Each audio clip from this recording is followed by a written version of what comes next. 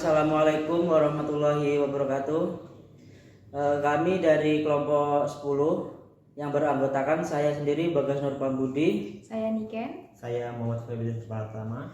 Akan mempresentasikan telaah kurikulum SMA. Selamat menikmati.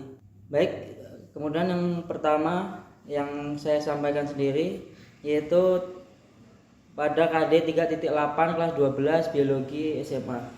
Nah, di sini kan KD SMP-nya yaitu 3.3 menerapkan konsep pewarisan sifat dalam pemuliaan dan kelangsungan makhluk hidup. Kemudian SMA-nya 3.8 menganalisis peristiwa mutasi pada makhluk hidup. Nah, pada SMP di sini keluasannya yaitu penerapan konsep pewarisan sifat makhluk hidup. Nah, kemudian kedalamannya itu poin yang A materi genetik, di dalamnya ada gen dan kromosom. Kemudian yang B ada gen dan pewarisan sifat. Kemudian yang poin yang C hereditas dan hukum Mendel, yaitu ada percobaan hibrid, hukum Mendel 1, 2, dan 3. Kemudian pada SMA keluasannya yaitu peristiwa mutasi pada makhluk hidup. Nah, kedalamannya itu ada pengertian mutasi, jenis mutasi, klasifikasi mutasi. Nah, di situ ada jenis mutasinya mutasi tingkat gen, kemudian mutasi tingkat kromosom. Dan klasifikasi mutasinya itu berdasarkan sumber asalnya, berdasarkan sifat genetik, berdasarkan arah mutasinya, kemudian berdasarkan jumlah faktor keturunan yang bermutasi, kemudian berdasarkan peranannya bagi organisme. Kemudian poin yang selanjutnya pada kedalaman SMA yaitu kelainan pada manusia akibat mutasi. Kemudian yang selanjutnya yang keenam mutasi dalam mekanisme proses evolusi. Kemudian di situ ada tabel keterampilan KD 3.10 kelas 12 SMA. Di situ di SMP yaitu 4.3 menyajikan hasil penelusuran informasi dari berbagai sumber terkait tentang tanaman dan hewan hasil pemuliaan. Kemudian di situ keterampilannya itu melakukan riset, artikel maupun bacaan tentang tanaman dan hewan hasil pemuliaan, serta menyajikan hasil pencariannya dalam bentuk presentasi. Kemudian pada SMA KD-nya 4.8 yaitu menyajikan data hasil eksplorasi peristiwa mutasi yang menyebabkan variasi dan kelainan sifat pada makhluk hidup. Kemudian keterampilannya yaitu melakukan pengamatan dari berbagai studi literatur mengenai peristiwa mutasi yang menyebabkan variasi dan kelainan sifat pada makhluk hidup. Kemudian membuat clipping hasil eksplorasi peristiwa mutasi yang menyebabkan variasi dan kelainan sifat pada makhluk hidup. Kemudian lalu mempresentasikan hasil data ke depan kelas. Nah, kemudian pada keterampilan ini model yang digunakan yaitu discovery learning. Karena karakteristik materi pada KD 3.8 kelas 12 biologi SMA yaitu tentang peristiwa mutasi dan kelainan sifat serta variasi pada makhluk hidup. Nah, pada KD tersebut peserta didik dituntut untuk melakukan riset dari artikel tentang masalah mutasi yang menyebabkan variasi dan kelainan sifat yang dipelajari dalam KD tersebut. Selanjutnya peserta didik dituntut untuk melakukan eksplorasi, penilaian, interpretasi, sintesis, dan informasi untuk menghasilkan berbagai bentuk hasil belajar yang berupa laporan hasil pencarian artikel, serta dipresentasikan di depan kelas. Sehingga model yang digunakan yaitu discovery learning. Nah, kemudian yang selanjutnya itu kemampuan IPA yang dapat dikembangkan pada KD 3.8 di sini yaitu HOTS dan literasi sains. Nah, pada HOT kategori kemampuan berpikir tingkat tinggi atau HOT.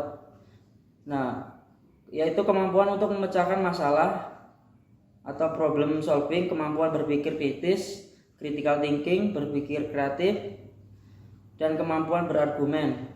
HOT meliputi keterampilan menganalisis, mengevaluasi, dan mencipta. Nah, pada KD ini sudah dapat diterapkan keterampilan IPA berupa HOT dengan kompetensi menggunakan KKO mengevaluasi.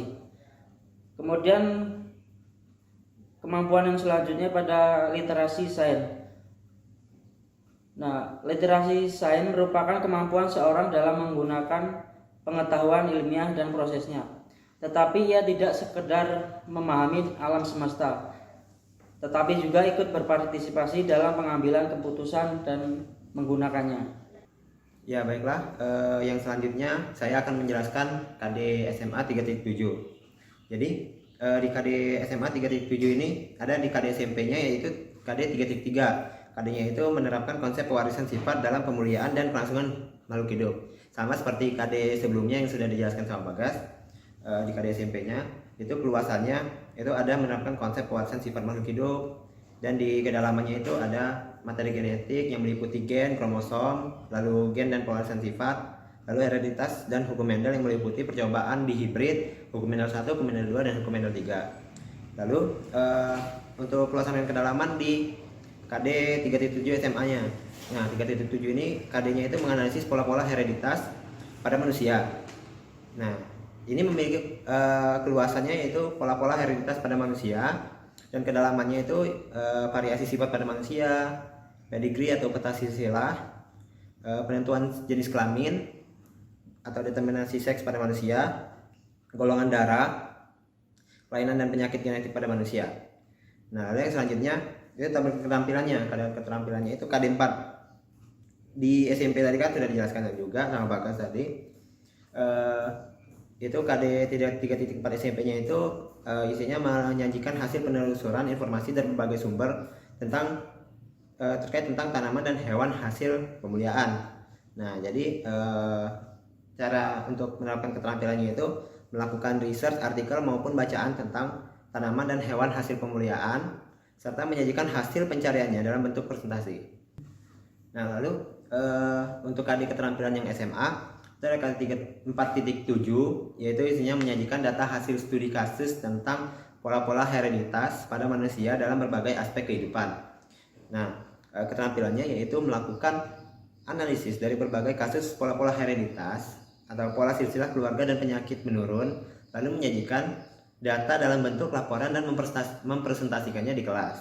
Nah, jadi karena KD 3.8 SMA kelas 12 SMA ini karakteristiknya itu kan tentang peristiwa kasus pola-pola hereditas.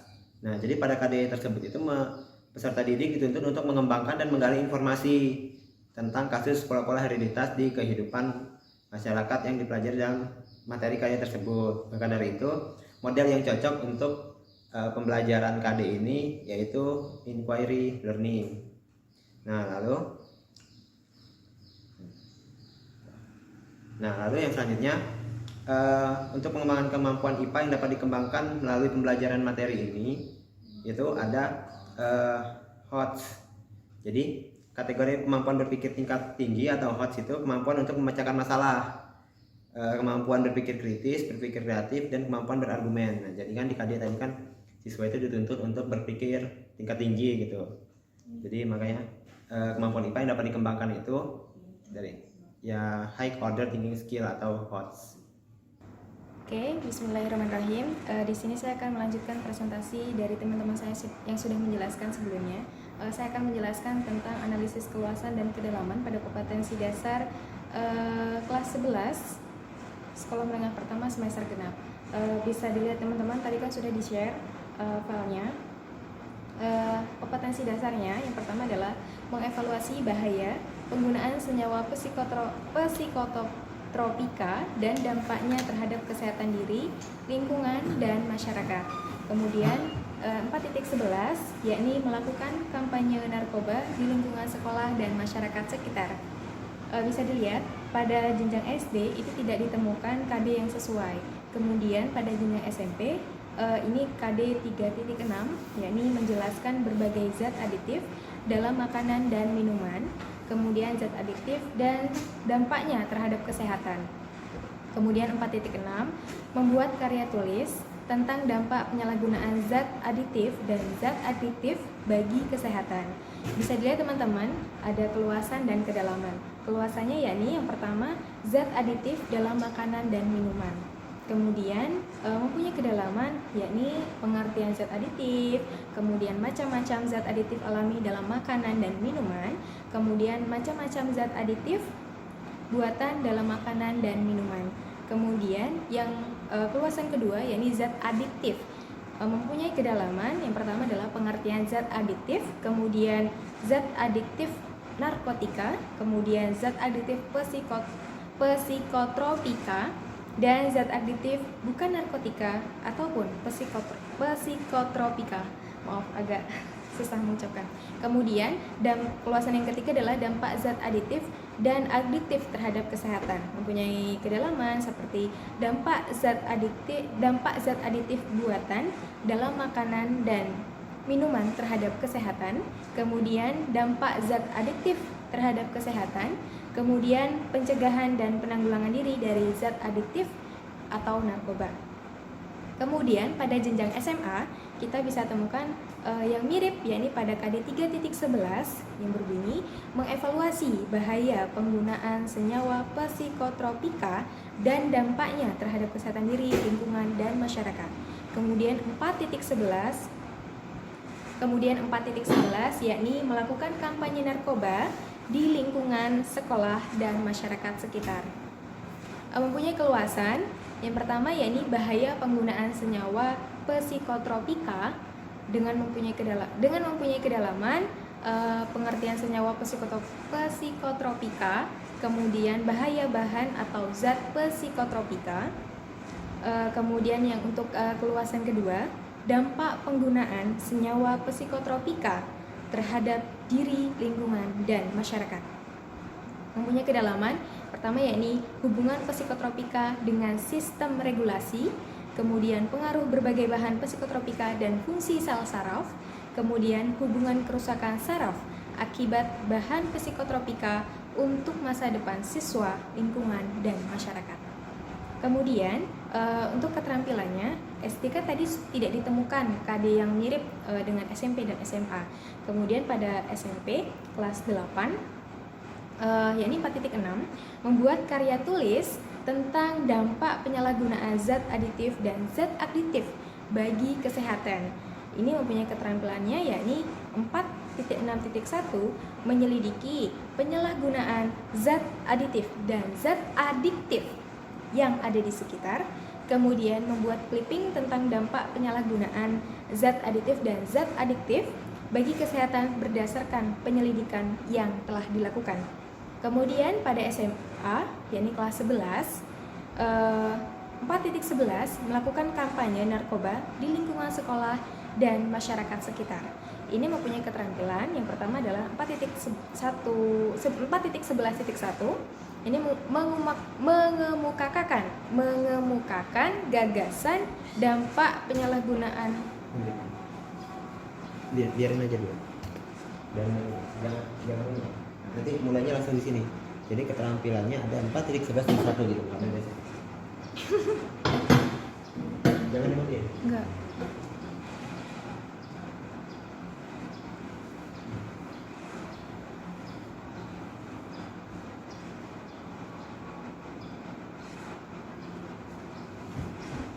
Udah.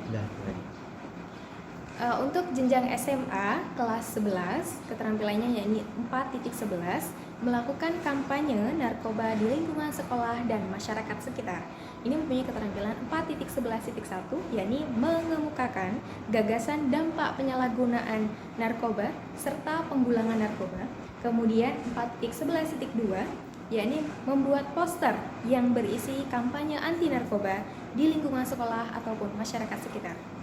Nah, pada KD 3.6 jenjang SMP memiliki keterkaitan dengan KD di kelas SMA kelas 11 di KD 3.11. Pada dasarnya KD 3.11 jenjang SMA merupakan bagian dari KD 3.6 jenjang SMP. Hanya saja ketika SMA materi mengenai zat adiktif, dibahas secara lebih signifikan, yaitu mendalam tentang psikotropika yang juga merupakan bagian dari zat adiktif. Pada saat SMP, peserta didik hanya diminta untuk memahami berbagai zat aditif dalam makanan dan minuman, kemudian dampaknya terhadap kesehatan dengan bukti otentik, yakni peserta didik membuat sebuah karya tulis tentang dampak penyalahgunaan zat aditif bagi kesehatan. Pada saat SMA, ini siswa ini lebih dikhususkan untuk mempelajari psikotropika. Adapun keluasan pada kompetensi ini, yakni peserta didik diminta untuk mengetahui bahaya penggunaan senyawa psikotropika dengan mempelajari jenis senyawa psikotropika.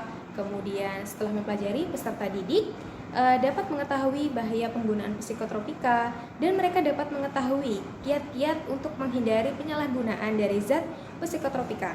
Dampak yang merugikan terhadap kesehatan diri secara seperti psikotropika ini dapat menyebabkan kelainan pada struktur dan fungsi saraf, kemudian hormon pada sistem koordinasi terhadap diri, kemudian dampak terhadap lingkungan sosial dan masyarakat dari psikotropika ini adalah ketika mereka menggunakannya, mereka akan diasingkan atau dibedakan dari masyarakat pada umumnya.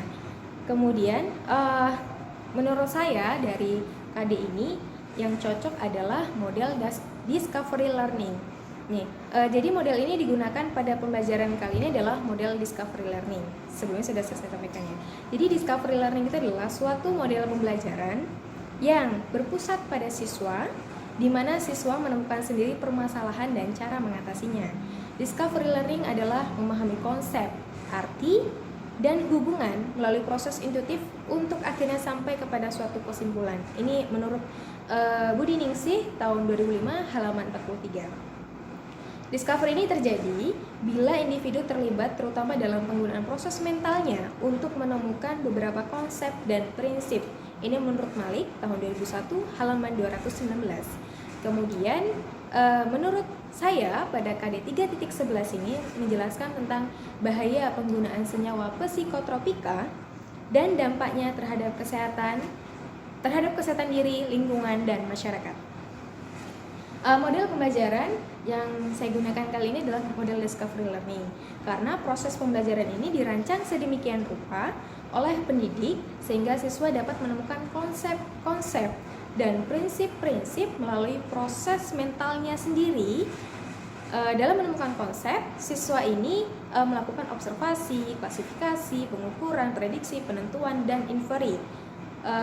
Kemudian materi ini kan sebenarnya sudah ada nih ya, udah ada di buku, dan mengenai teori-teori yang berkaitan dapat dicari melalui sumber literatur yang lain sehingga nantinya siswa dapat mencari tahu kebenaran dan dari berbagai sumber, di mana model pembelajaran ini memiliki beberapa sintaks. Yang pertama yakni stimulasi atau rangsangan gitu.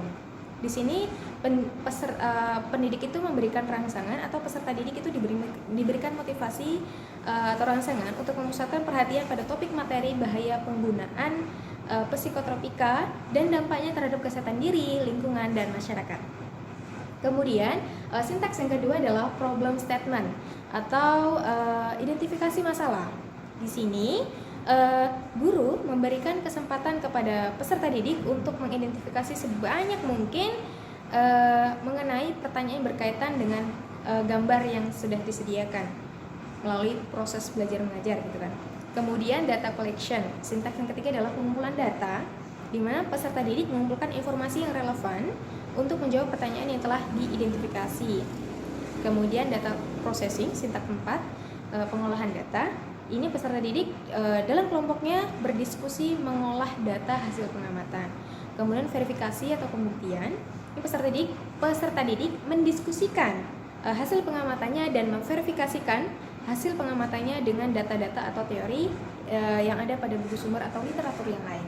Kemudian menarik kesimpulan, sintaks yang terakhir atau generalization. Peserta didik ini berdiskusi untuk menyimpulkan terhadap apa tadi yang sudah dibahas. Kemudian pada KD 3.11 ini dengan model discovery learning ini diharapkan keterampilan IPA yang akan dapat dicapai saya menurut saya ada 3. Yang pertama ada HOTS, lalu 4C, kemudian literasi. HOTS itu adalah kategori kemampuan berpikir tingkat tinggi atau HOTS ya. Itu adalah kemampuan untuk memecahkan masalah, problem solving, kemampuan berpikir kritis, kemudian berpikir kreatif, dan kemampuan berargumen. HOTS ini meliputi keterampilan menganalisis, mengevaluasi, dan menciptakan. Pada kali ini sudah dapat diterapkan keterampilan IPA yang HOTS ya. Ini bisa dilihat dari kompetensinya KKU yang digunakan, yaitu mengevaluasi.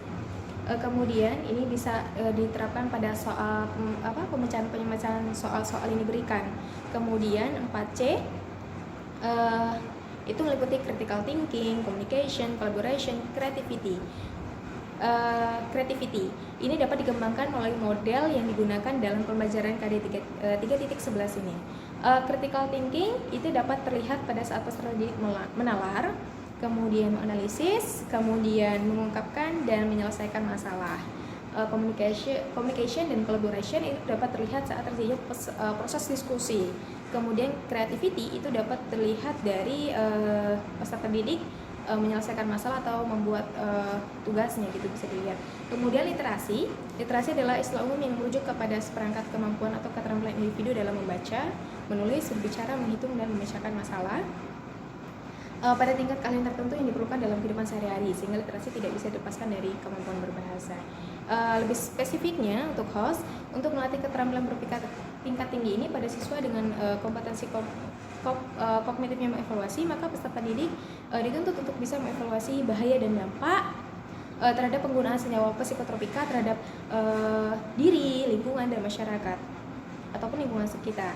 Siswa mampu merefleksikan tentang bahaya dan dampak dari penggunaan senyawa tersebut dan mampu melakukan kampanye atau suatu ajakan pada lingkungan tentang ternyata bahaya nih menggunakan senyawa psikotropika terhadap diri, kesehatan diri, lingkungan, ataupun masyarakat lingkungan sekitar. Kemudian ini kan bisa dilihat, hasilnya kan bisa dilihat dari kayak pemecahan soal-soal yang diberikan ataupun dari proses kegiatan belajar mengajar yang berlangsung. Kemudian 4C ini ada critical thinking, communication, collaboration, dan creativity. Untuk critical thinking ini bisa dilihat contohnya saat pembelajaran, yakni mengajukan pertanyaan tentang materi bahaya penggunaan senyawa psikotropika yang tidak dipahami dari apa yang diamati atau pertanyaan untuk mendapatkan informasi tambahan tentang apa yang diamati, dimulai dari pertanyaan faktual sampai ke pertanyaan yang bersifat hipotetik ya atau hipotesis, mengembangkan kreativitas, rasa ingin tahu, kemampuan merumuskan untuk membentuk pemikiran yang kritis yang perlu untuk hidup cerdas dan belajar sepanjang hayat. Kemudian peserta didik mendiskusikan hasil pengamatannya dan memverifikasikan hasil pengamatannya dengan data-data atau teori pada sumber buku atau literatur yang lain. Kemudian menambah keluasan dan kedalaman sampai pada pengolahan informasi yang bersifat mencari solusi dari berbagai sumber yang memiliki pendapatan yang berbeda sampai kepada yang bertentangan untuk mengembangkan sikap jujur, teliti, disiplin, tata aturan, dan lain sebagainya. Tentang membuktikan terhadap senyawa psikotropika. Kemudian komunikasinya ini tercermin dari sintaks generalization ya, atau menarik kesimpulan gitu, di mana peserta didik itu menyampaikan hasil diskusinya berupa kesimpulannya terhadap bahayanya penggunaan senyawa psikotropika terhadap kesehatan diri, lingkungan, ataupun masyarakat dan lingkungan sekitar. Kemudian untuk kolaborasinya ini kerjasama yang tercermin saat proses diskusi. Ini bisa terlihatlah kerjasama yang dilakukan antara peserta didik saat proses pembelajaran berlangsung. Untuk creativity ini tercermin saat siswa menyimpulkan poin penting dari materi yang tadi, bahaya penggunaan senyawa psikotropika terhadap diri, lingkungan, ataupun masyarakat sekitar. Kemudian menjawab pertanyaan tentang materi bahaya penggunaan senyawa psikotropika. Untuk literasi ini dilihat dari sintaks stimulus ya, bisa dilihat. Misalnya melihat nih, misalkan kita menayangkan gambar atau video yang relevan dengan materi kita, yaitu bahayanya penggunaan senyawa psikotropika. Kemudian mengamati, ini bisa dilihat dari lembar kerja materi bahaya penggunaan senyawa psikotropika dan pemberian contoh-contoh materi bahaya penggunaan senyawa psikotropika untuk dapat dikembangkan peserta didik dari media interaktif dan lain sebagainya.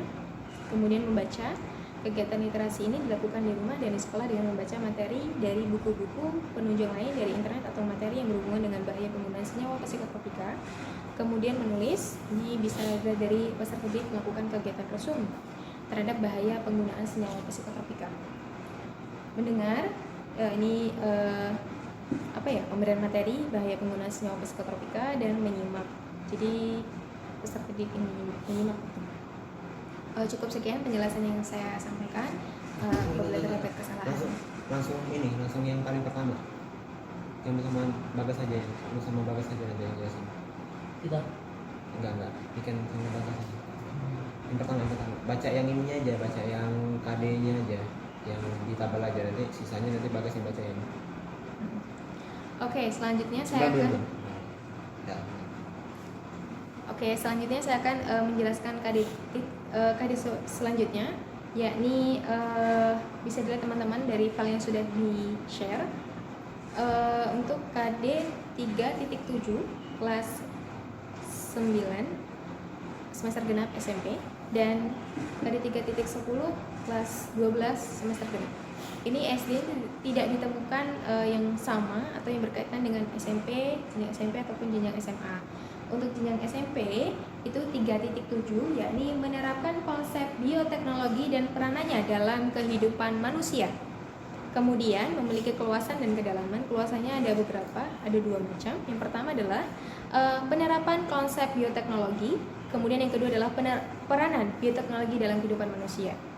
Kedalamannya untuk keluasan yang pertama, yakni pengertian bioteknologi, kemudian jenis-jenis bioteknologi, ada bioteknologi pangan, kemudian yang konvensional ya, kemudian ada bioteknologi pangan yang modern, contohnya adalah tanaman yang tahan hama.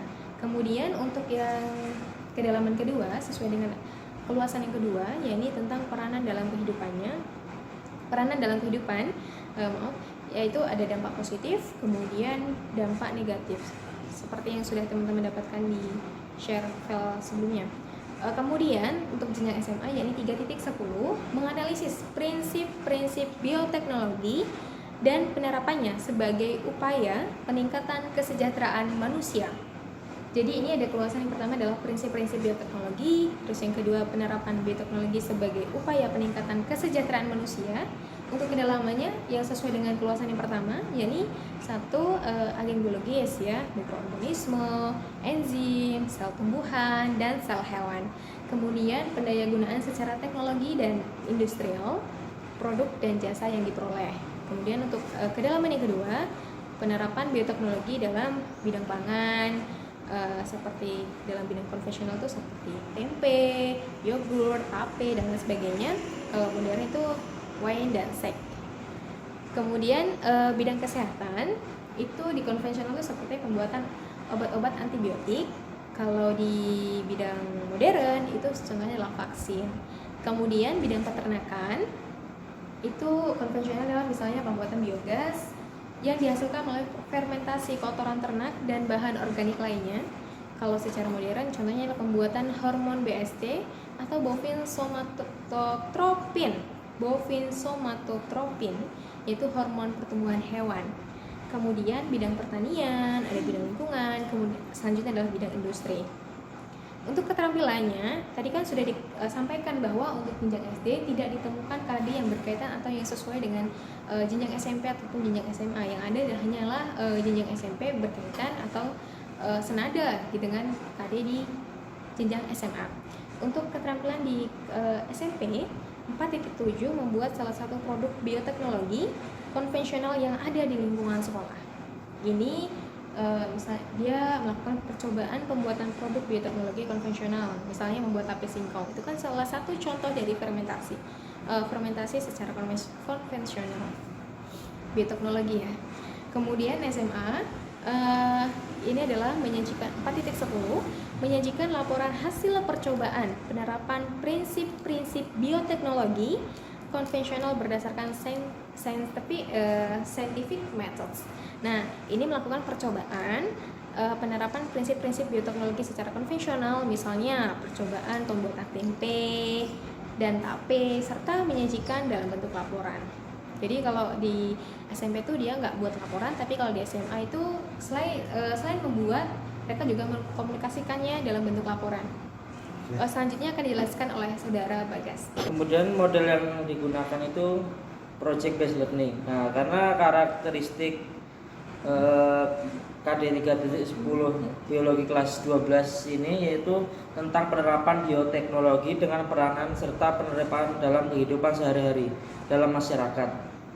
Nah, pada KD tersebut peserta didik dituntut untuk melakukan percobaan dan membuat sebuah produk dari materi bioteknologi yang dipelajarinya pada KD ini.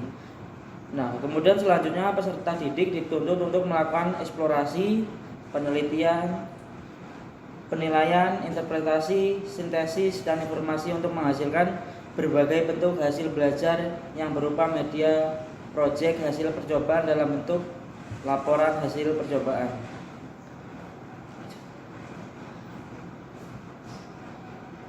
Nah, kemudian kemampuan IPA yang dapat dikembangkan melalui pembelajaran pada materi KD 3.11 yaitu literasi sains. Nah, literasi sains merupakan kemampuan seseorang dalam menggunakan pengetahuan ilmiah dan prosesnya.